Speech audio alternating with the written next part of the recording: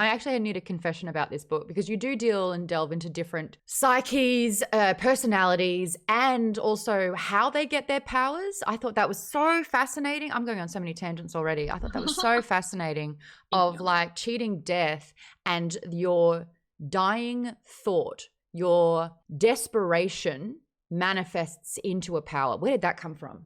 Yeah, I mean, there's obviously a physical component to a near-death experience, but there's also in my thesis of this book is a thesis, a psychological component, a metaphysical component. And so I thought, what an interesting way to generate powers instead of it being arbitrary, a vat of acid and God knows what you get.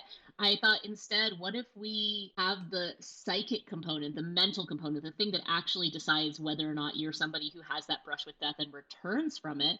What if we delve deeper into the state of your mind in those last moments and have the last thoughts, the last kind of driving force, the thing that makes you want to survive and the exact nature of it be the thing that shapes your power? So Sydney and Serena Clark both drown, but they have wildly different reactions to that experience. One of them trying to reach for her older sister is thinking, come back, and ends up with this ability to resurrect the dead.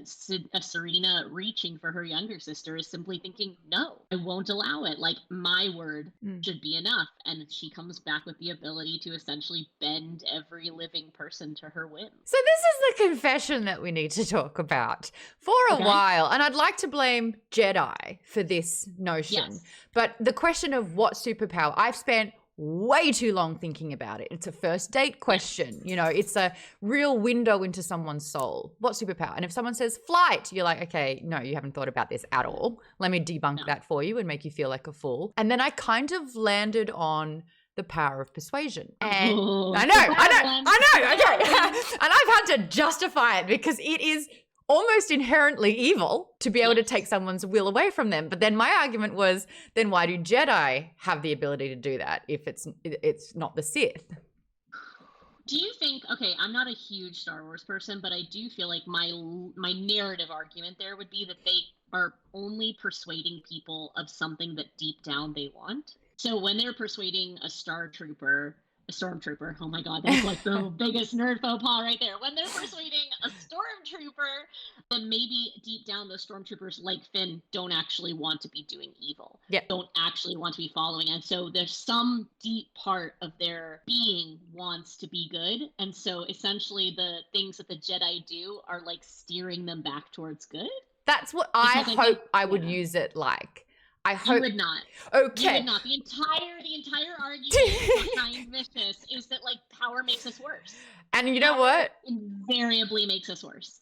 And I think that Serena cured me of wanting that ability because it showed me a very honest, transparent, and scary, unfiltered look at what that power can do. So I will say that as a cleansing exercise, you have indirectly made me a better person thanks to Serena. The only one who has the right power. I'm the only one who has the right answer to this. Like, I know what the right power would be. What is it? I've thought about it a lot. Okay. So the right superpower for anyone who's a lover of creativity or books or millennials like us who just feel like there's no time in life. Okay, hear me out because it's going to sound wrong at first. So the right power is time control, but with a massive caveat, it's only moving forward. So you can't go back because all of the paradoxes that we deal with, all of the like butterfly effects, all of the problems come when we try to rewrite the past and it spirals out of control. No interest in that. I want a pause button. I want the ability to stop. I want to pause life around me for 1 month so I can read. I want to pause it for a year so I can write. I just want to I want to control time going forward. I want to speed up through terrible moments and slow down through beautiful ones and pause as long as I want to stay still in a moment. But this is in no way manipulating a timeline. It's simply simmering within it. It's simmering. It's being able, much more like Dom in Vicious, being able to step out of time. Yeah. But I mean, poor Dom was just so, he needed a hug. He did. He needed a really went through it. Time pause on just being held for a while. I would argue that pretty much everybody in that series goes through it.